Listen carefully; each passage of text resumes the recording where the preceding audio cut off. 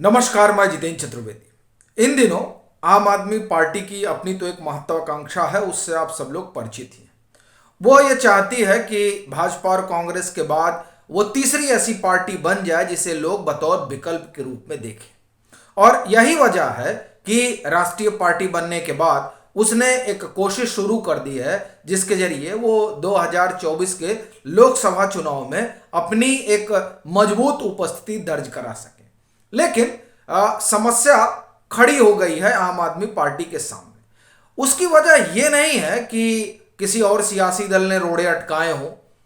असल में जो उनका संकट है वो खुद उनके बड़बोले पन्ने ही पैदा कर दिया है, और दो तीन इसके बड़े सटीक उदाहरण नजर आ रहे हैं। वैसे तो 18 दिसंबर को इन लोगों की एक बैठक वगैरह होगी जिसमें रूपरेखा बनेगी कि किस तरीके से 2024 के लोकसभा चुनाव में रणनीति बनाई जाए। और अभी तकरीबन 1.5 साल तो है ही है। वैसे तो अगर आम आदमी पार्टी के लिहाज से देखा जाए तो 1.5 साल बड़ी छोटी अवधि है, पर उनका अपना प्रचार और अभियान तंत्र है जिसके जरिए वो एक कहानी तो गढ़ते ही हैं, इसलिए उस पर नहीं जाते हैं। पर ये जो तमाम कवायद चल रही है उस कवायद में जो रोड़ा है उस पर हम लोग बात करते हैं।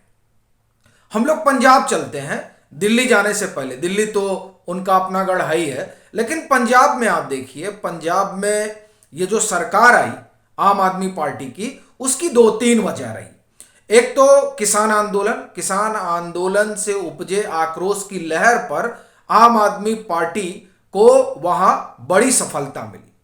दूसरा कारण रहा कि जिस तरीके से वहां पर ड्रग्स का मामला बढ़ा, उसने भी आम आदमी पार्टी के लिए एक जमीन बनाई।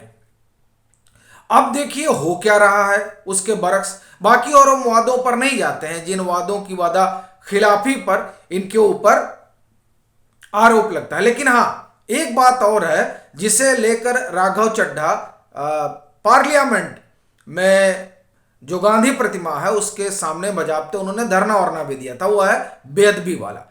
ये एक मामला है जिसने आम आदमी पार्टी को सत्ता में लाने में बड़ी मदद।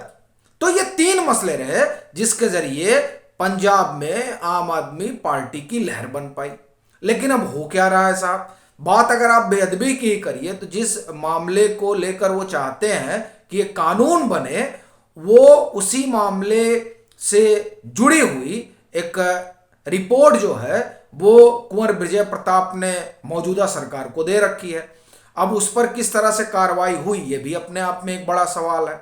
और बात यही नहीं खत्म हो जाती है, जिस किसान के आंदोलन पर या उसकी लहर पर हम कहें ये सरकार आकार में आई, उनके साथ क्या हो रहा है। और आप देखिए कि उन किसानों के साथ क्या वो लोग खड़े हैं जो तब जब दिल्ली में ये लोग बैठा करते थे दिल्ली बॉर्डर पर, तो कैमरा लिए पहुंच जाते थे। आज वो क्यों नहीं पहुंच पा रहे हैं जब वो अपनी मांगों को लेकर लगातार पंजाब में विरोध प्रदर्शन कर रहे हैं। तो ये भी आम आदमी पार्टी के लिहाज से ठीक नहीं है, क्योंकि अगर आप लोकसभा की सीट देखें तो दिल्ली से ज्यादा लोकसभा सीटें पंजाब से आती, तकरीबन 14 सीटें हैं यहां पर। तो अब ये मसला।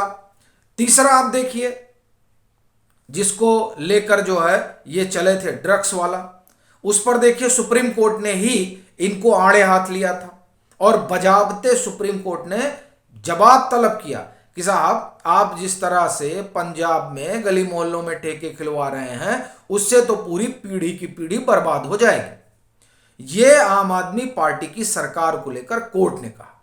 और फिर आप देखिए लॉ एंड ऑर्डर की जो स्थिति है वो किसी से छुपी नहीं है।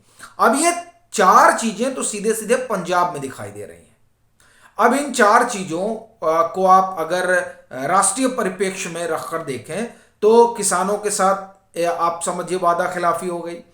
फिर नशा मुक्ति, जो लोगों को लगा था कि साहब सब कुछ ठीक हो जाएगा, वैसा भी होता कुछ दिखाई नहीं दे रहा है।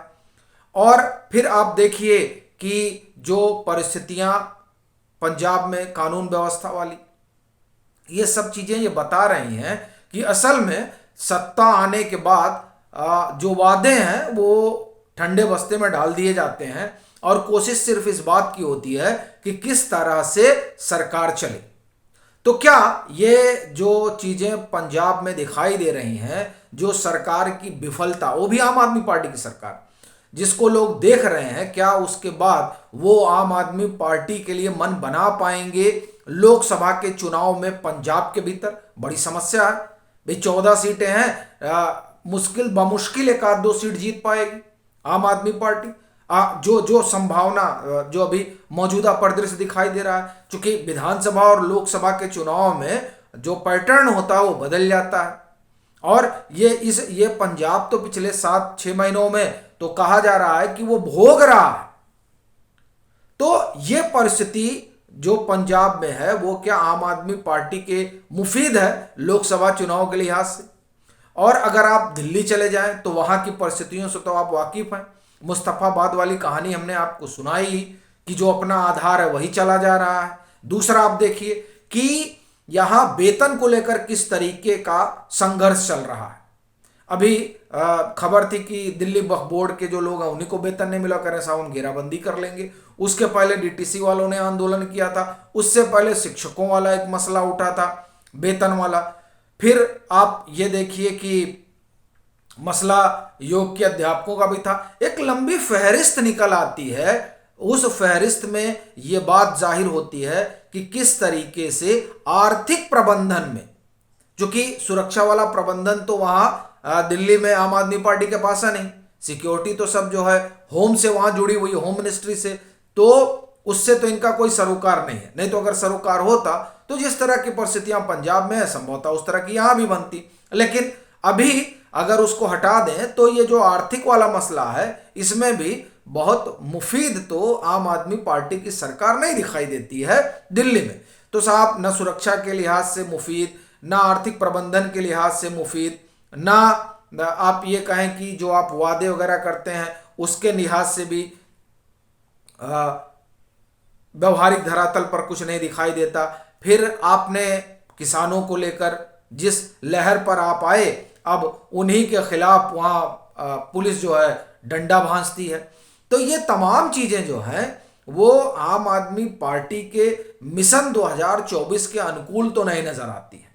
और देखिए इन सब में जो सबसे बड़ा रोड़ा है वो खुद आम आदमी पार्टी ही है, क्योंकि वादे उन्होंने किए, जमीन पर उसको उन्हें उतारना था, लेकिन वो उससे इतर जा रहे हैं।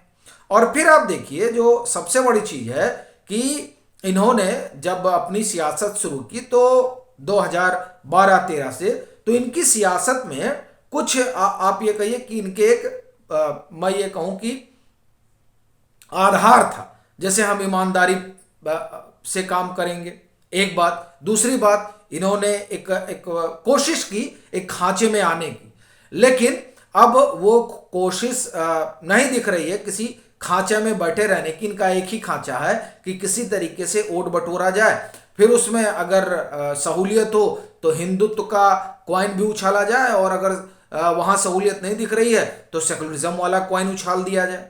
ये इस तरह की चीजें चल रही हैं। और रही बात ईमानदारी की, तो आप देखिए कि कटघरे में खड़ी, और कहा ही जाता है कि साहब यहाँ के भी स्वास्थ्य मंत्री और वहां के भी स्वास्थ्य मंत्री, दोनों मंत्रियों का जो हाल हुआ और हो रहा है उससे आप वाकिफ ही हैं।